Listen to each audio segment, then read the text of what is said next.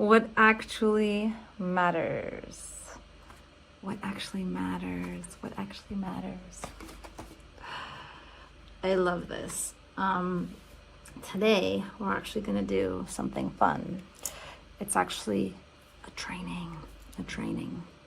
So, first of all, I'm Viv, the life strategist, helping busy, driven people go from chaos to clarity so that they can enjoy life more. Because the clearer you are, the freer you are. And so if you're joining me on social media, then I hope that you will take the time to write things down. If you are watching this replay in my Thrive Force community, then you have access to this and you will get the handout resources of this little mini training. And if you want that by any chance, and you're not in the community and you just want access to today's little mini resource, then please just DM me, just message me or put something in the comments, anything really, just let me know. I'll figure it out and I'll get you that, okay? All right, so in the meantime, get a pen and a piece of paper, okay? Because especially if you're watching this now, live in December, there's an illusion that everything matters. Even though we know logically not everything matters, but we can think so many things matter, and that creates overwhelm. Lots of different little pieces create overwhelm. Now, I talked about this in a previous post in a different way about how we can categorize our to-do lists to decrease overwhelm. And I'm going to do something similar today, but it's with your life. So it's really powerful, and I love this exercise. We're going to define your personal value categories, if you will. So what this is I want you to actually create out of thin air categories for your life where everything goes, everything that matters to you. So a good way to divide this that's helpful for some people, not necessarily for all people, but for some people is to think, okay, I'm going to set up some personal categories and I'm going to set up some professional categories, right? Especially if you own a business, there might be different things in those categories that are really important to you. And in your personal categories, you are the master here of deciding what you want. But I'm going to offer you a little bit of guidance. So I would recommend setting up between 4 to 8 categories in total. Now, of course, you could go crazy. You could have like 5 or 6 personal and like 6 or 7 professional. And that's fine. Definitely don't go over 10 for each one. But I think, when I first did this, I did go crazy because I'm a type A person. And I can't remember, but I had a lot of personal categories. I like to have that granularity. And then I had a lot of professional categories too. But when it came time to revisiting these things to make progress, it actually created overwhelm because there was just too many categories. And then over time, I learned that actually, since I can only make progress on these certain things, these are the areas, like over time, it became clear to me what I really want to make progress in, at least right now. Make progress in that, master these areas, okay, then boom, move on to the next, right? But so then I kind of like was able to lump things, right? So for example, personal categories, right? Like, so health, I really love that category. It's very important to me. So there were specific things. Now I had actually chunked that even further, like one was like my eye health, over 40, your vision starts to fade and I don't like that. So I wanted to like reverse that, right? So that was one thing that I felt needed its own category, right? And then exercise, diet, all that other good stuff, sleep, I kind of let that go, like put that into one vitality category. But now I've kind of like lumped them all together. It's all physical vitality. And I encourage you, name these categories not only appropriately, but excitingly. Make them exciting and juicy, so that when you read them, like it's a place you really want to go. So don't just write health. I said health, but that's not what it's called. It's like vibrant, vivacious vitality. That's my health category, for example.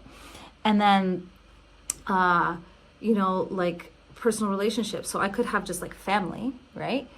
But I wanted to have a specific category with my husband. So that could be like, passionate, lifelong lovers or something like that, right?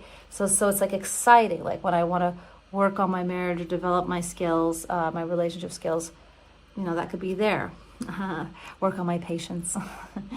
And then, of course, mothering, for my son, I made a separate category for that because it's really, really important to me. And then I had like another one for like community and family and, and give them those other exciting names, right? And then for professional, professional, and then there's ones that like are kind of in between. It's like, is it professional or is it personal? For example, financial categories, right? So you could be like, if you have a business, maybe increasing your revenue or something like that. You could definitely call it something more exciting than increasing revenue. That could be something that you want to focus on. But as a personal category, what about a finance mindset? Like what about my personal bookkeeping, not just my business bookkeeping, right? And like I wouldn't ever name a category bookkeeping, even if that's what it might be. You could think more out of the box, like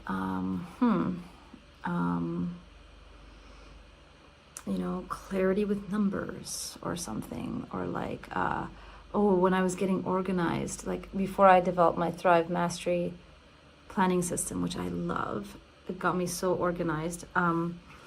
I had an organization category, and it was like something like master of my house, mastering organization or something like that. And it was like, I devoted a lot of time to learning different tools on how to master getting organized, because I wasn't born this way. This is a skill, by the way.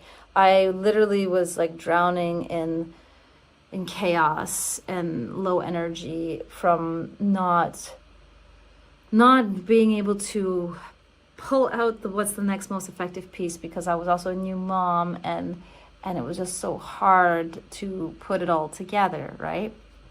So, but there is power in categorizing.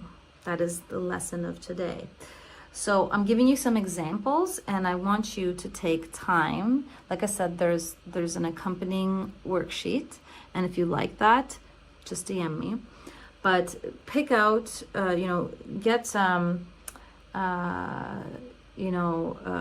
get some categories, personal and professional. Write them down. Once you get it, like you can start with like basic title like health, and then juice it up, spice it up. The rule is you must spice up the name of each category, because it's something you really want to revisit and make progress in.